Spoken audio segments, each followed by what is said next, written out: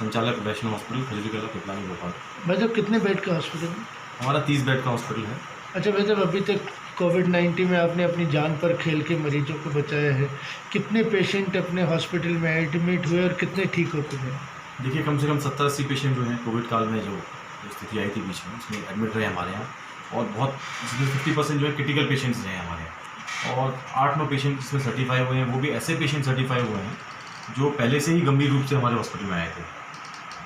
तो अपने death ratio क्या रहता है? 5% पेशेंट जो थे वो सर्टिफाई हुए हमारे यहाँ, वो भी जो गंभीर मरीज। अच्छा, यंग एज के थे या सर ओल्ड एज के? इसमें यंग एज के भी थे, कुछ 25 साल का पेशेंट था एक, और एजिड पेशेंट, ज़्यादातर एजिड पेशेंट थे वो थे जिन्होंने घर में रह के प्राथमिक उपचार किया, हॉस्पिटल में दिखाया नहीं किसी डॉक्टर को।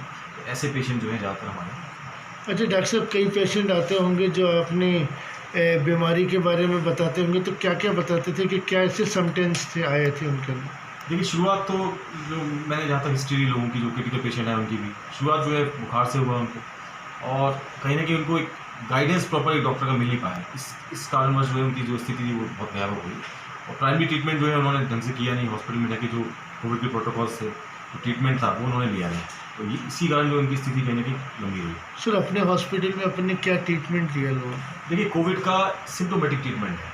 कोविड का कोई पर्टिकुलर बेसिकली कोई गाइडलाइन नहीं है, लेकिन एक ऐसी गाइडलाइन गवर्नमेंट ने बनाई है कि सिम्टम जैसे ऑक्सीजन की कमी है, कई पेशेंट ऐसे आए हैं जिनका ऑक्सीजन लेवल जो है बहुत ही कम था, तो ऐसे पेशेंट्स को ऑक्सीजन दिया गया। और लंग्स में एक्चुअली कोविड में होता क्या है कि कोविड में निमोनिया हो जाता है, जो लंग्स में फेफड़ों में संक्रमण इसको, उस निमोनिया को ठीक करने के लिए सपोर्टिव एंटीबायोटिक्स एंड जो भी मेडिसिन है वो सब हमने चलाई, और कई पेशेंट जो है इससे उनको लाभ भी हुआ। सर अधिकतर लोग जो हैं कोविड के पहले भी बीमार रह चुके हैं, तो क्या आप सलाह देंगे लोगों को क्या फिट रहना चाहिए, और फिट रहने के लिए आप क्या सलाह देंगे, कैसे रहना चाहिए? बिल्कुल, मैं सारे पेशेंट्स और जो पेशेंट्स भी नहीं है जिनको कोविड हुआ है नहीं भी हुआ है, मैं सबको कहना चाहूँगा कि इम्यूनिटी ने बहुत अच्छा काम किया है। जिनकी इम्यूनिटी बहुत अच्छी रही है, ऐसे पेशेंट जो है इनको कोविड हुआ भी है तो वो सर्वाइव कर गए और ठीक ठाक हो गए। तो सबसे कहूँगा कि हेल्दी डाइट लें, एक अपनी रोज़मर्रा की ज़िंदगी में जो एक्सरसाइज जो व्यायाम है, प्राणायाम वगैरह हैं, सुबह उठ के ये सब करें, और ये अपने आप को फिट रखना है। अगर आपको कोविड से बचना है तो अपने आप को बिल्कुल फिट रखना है। क्या प्रदूषण का भी कोविड पर असर होता है?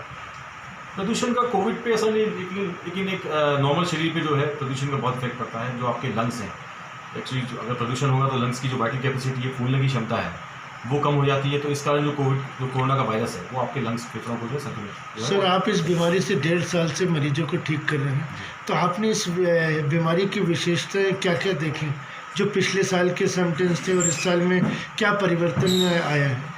देखिए, कोविड जो 2020 में जो कोविड-19 आया था वो बहुत ही कहते हैं कि बेसिक, जिसको वायरल डिसीज़ बोलते हैं, सर्दी खांसी जुकाम, और संक्रमण बहुत तेज़ी से फैला था लोगों में। और लेकिन यह है कि उसकी खासियत ये थी कि मोर्टलिटी रेट कम था, जो लोगों में डेथ रेट थी वो बहुत कम थी। तो लोग जो है ठीक हो गए, 10 दिन का क्वारंटाइन पीरियड उन्होंने लिया, बेसिक मेडिसिन ली, तो वो ठीक हो गए थे। परंतु जो कोविड 2021 में जो कोविड की लहर आई थी वो बहुत ही कहते हैं म्यूटेंट ग्रुप ऑफ वायरस था, जिसने अपने आप को चेंज किया हुआ था। इसने 24 घंटे में ही लोगों के फेफड़ों में संक्रमण जो है पैदा कर दिया था और निमोनिया डेवलप कर दिया था। तो सबसे ज़्यादा जो मौत का कारण, जो डेथ का कारण था वो ये। संक्रमण का कारण धूल मिट्टी या डस्ट भी हो सकती है जो गाड़ियों से निकलती है, और लोग गाड़ी पे चलते हैं, तो क्या इससे भी बहुत असर पड़ता होगा? देखिए, मैंने बताया ना कि कोविड का इन चीज़ों पे इफेक्ट नहीं है, लेकिन मनुष्य के शरीर में जो है इन सब चीज़ों का बहुत इफेक्ट है, क्योंकि ये प्रदूषण जो होता है इससे अल्टीमेटली जो इसको बोलते हैं कि फेफड़ों में संक्रमण जो है, आपकी जो सांस की नली है उसमें संक्रमण पैदा होता है, और जो कोरोना का वायरस है वो चीज़ों को डैमेज करता है। सर आपने 1.5 साल से इस पर रिसर्च भी करा हुआ है, तो आने वाली 3rd लेयर के बारे में भी WHO ने गाइडलाइंस जारी करी है, तो ऐसा आप क्या गाइड देना चाहेंगे कि 3rd लेयर से हम जल्दी से जल्दी बच पाएँ, क्योंकि आपने इसमें एक्सपीरियंस भी लिया हुआ है? जी बिल्कुल। देखिए, मैं सबको कहना चाहूँगा, एक्चुअली मैं ये आपको बताना चाहूँगा, कोविड एक बार तो सबको होना है, पूरी पॉपुलेशन को जो है कोविड से निकलना है। और गवर्नमेंट ने जो प्लान बनाया है, मैं सबसे अपील करना चाहूँगा कि वैक्सीन लगवाएं। ये एक हमारी स्टडी में पाया गया है साइंस में कि अगर 70% पॉपुलेशन किसी कंट्री अगर हम वैक्सीनेट कर देते हैं तो बाकी जो है ऑटोमेटिक एक हर्ड इम्यूनिटी डेवलप हो जाती है। तो 70% पॉपुलेशन को गवर्नमेंट से भी अपील करना चाहूँगा कि आप वैक्सीनेशन प्रोग्राम को बहुत फास्ट चलाएँ। और अभी जो वैक्सीनेशन प्रोग्राम है जो 18 साल से ऊपर के लोगों के लिए है। सबसे पहले गवर्नमेंट ने 60 वर्ष से ऊपर के लोगों को चलाया, फिर 45 से ऊपर वालों को चलाया, जिनको पहले से बीमारी थी उनको चलाया, फिर अब 18 साल से ऊपर के लोगों को चलाया। परंतु आप देखेंगे यूरोपियन कंट्रीज़ में 2 साल के ऊपर के लोगों में भी जो है वैक्सीनेशन को कई कंट्रीज़ में परमिशन मिल गई है। तो गवर्नमेंट को सबसे पहले वैक्सीनेशन की प्रोग्राम जो है उनको फास्ट करना पड़ेगा, और लोगों से भी अपील करूँगा जब तक वैक्सीनेशन आपका कंप्लीट ना हो, आपको कम से कम आपको 100 से 150 दिन ना हो, आप सारे कोविड प्रोटोकॉल्स जो हैं आपको फॉलो करने हैं।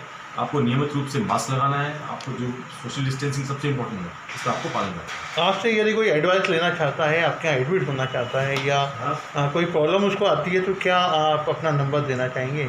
बिल्कुल बिल्कुल, मेरा नंबर है 7223051792। मैं पिछले 6 महीने से फ्री ऑफ कंसल्टेशन व्हाट्सएप पे कर रहा हूँ। हम लोगों ने ग्रुप भी बनाया हुआ है। आपका 1 रुपये आपका खर्च नहीं होगा, आपको घर बैठे जितना हो सकता है, मैक्सिमम हो सकता है, आपको हॉस्पिटल आने की आवश्यकता नहीं होगी, आपको निःशुल्क उपचार